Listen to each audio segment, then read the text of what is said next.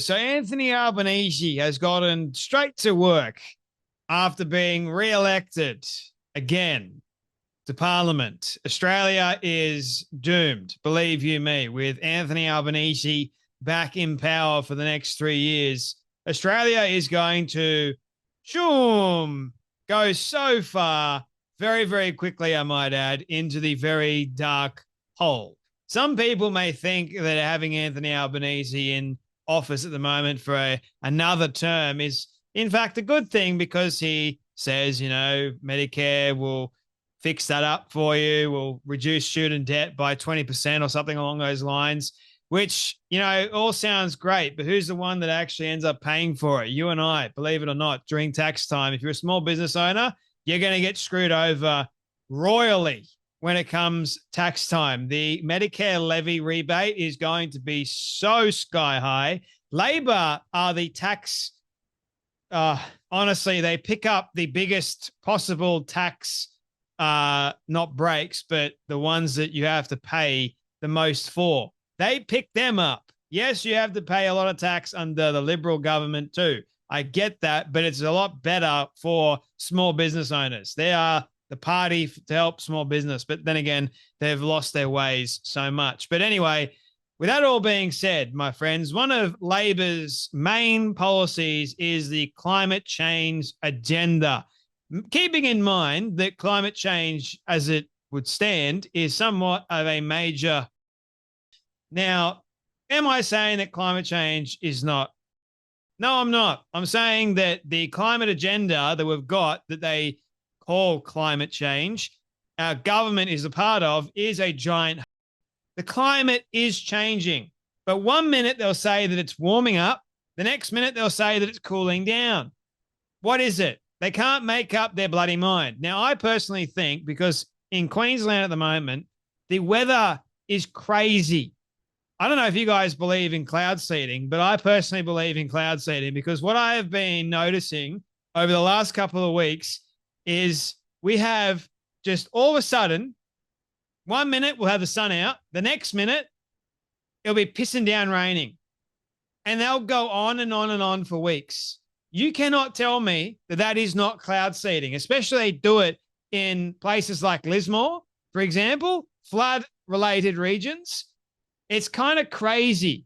Now, you can call me a conspiracy theorist all you want, but when you have the likes of Bill Gates, a globalist, rock up on your doorstep in Australia that is known for his major climate change, reducing emissions, the guy is another dingbat. Okay, the guy, I cannot stand the guy. He was the one, and by the way, best friends with Jeff, just so you're aware of that. I'm pretty sure everyone watching me is aware that Bill Gates went to Queen's Island a number of times, and we all know what went on Queen's Island. But hey, Bill Gates is still welcomed into many countries in the West and still, for whatever reason, applauded for his work on the climate agenda. And here is Anthony Albanese frothing and fanboying. Bill Gates goes, I admire your work. So what is he admiring exactly? His dimming of the sun, his COVID-19 work, or the vaccines, or his lab meat creations, the little bugs that he wants all of us to eat, or infesting Queensland with glowing red mosquitoes? Like what exactly are you referring to, Albanese? Maybe he's referring to Microsoft, but I don't think he's been a part of Microsoft for a very long time. He seems to be more concerned about fixing climate emissions and climate change and that all sort of stuff. Have a watch of this. When Bill Gates calls, great to be here. Anthony Albanese answers. The Prime Minister welcoming the billionaire at Kirribilli House this morning. Well, can I welcome you here very much. We haven't met before, but I've admired your work and your contribution. I love coming to Australia. The pair sitting down to discuss the global challenges ahead. We've just been through the pandemic, but we need to prepare for future health challenges. A lot to do there, as you say. The preparedness for the next pandemic is still a discussion that hasn't been figured out. Also on the agenda, climate action and energy transition. The Prime Minister eager to inform Mr Gates of the government's emissions reductions target of 43% by 2030. My government was elected on a platform of taking climate change seriously. Oh, of course Anthony Albanese answers, because why the hell wouldn't he? It's Bill bloody Gates. The guy's got a lot of money. So let's try and get some money from him. But guess what? You know what they were talking about in the meeting. Oh, my goodness. I love that. I love coming to Australia. Yeah, we know why you love coming to Australia so much, don't we? Australians are not stupid. We know exactly why you love coming here, because you love to royally fuck us. That's exactly why. You, honestly, I cannot stand globalists like Bill Gates. The man is dangerous. He should be nowhere near any of our leaders in the Western world. Isn't it amazing, like, how Trump doesn't want anything to do with Bill Gates? But of course, when Bill Gates comes knocking, Anthony Albanese goes, sure, Bill Gates, come on in. Come on in. We'll talk about climate. It's almost as if, like, Albanese, bend over backwards and allow Bill Gates to ram you. That's exactly what he's doing. You just saw Albanese. Like, he was a little fanboy, little child, all over things that Bill Gates has done that has royally screwed Australia and the world. His ideas are dangerous, man. Even Melinda Gates had to get away from him, but she's just as bad as Bill. They're both toxic. Anyway, we haven't figured out the preparation for the next pandemic yet. I love how they say the next pandemic.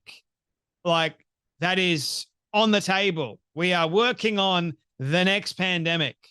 God forbid, honestly, God forbid that we have another in Australia, because we will be royally and utterly to kingdom come. I'm just pointing that out as plainly as I possibly can. Excuse my language, but that is exactly what's going to happen if we let these dingbats in charge. It was bad enough that we had the Liberal Party that claimed to be all about freedom of speech, and we just saw exactly that they're not about freedom of speech at all. It was bad enough we had them in power, and now we've got Albanese's government who's allowing Bill Gates, no, thank you. Get the hell out of my country. I don't want you here. Bill Gates has warned Australia to prepare for the next pandemic, which could be man-made and far more brutal than... Gee, how does he know that exactly? How does he know that the next pandemic is going to be more brutal than... Is he working on it in his lab? The guy is a billionaire. The guy is a globalist. The guy wants control, doesn't he? And yet he's still allowed to walk around, even though he's probably going to be named and shamed, because we know that he had relationships with dangerous people. Hey, Australia, wake the hell up. You voted for the dingbat. It's like Australians love to suffer sometimes.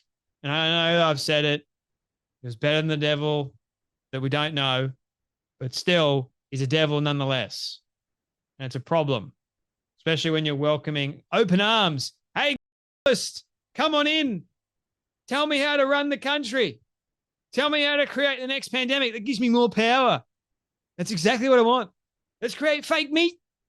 Keep the bloody vegans happy. Gee, won't we? But exactly, let's try and fix the climate by doing this and this and this that makes everybody else's life miserable. Anyway, that's enough from me, but you guys take care, be blessed, and I'll see you all in the next video.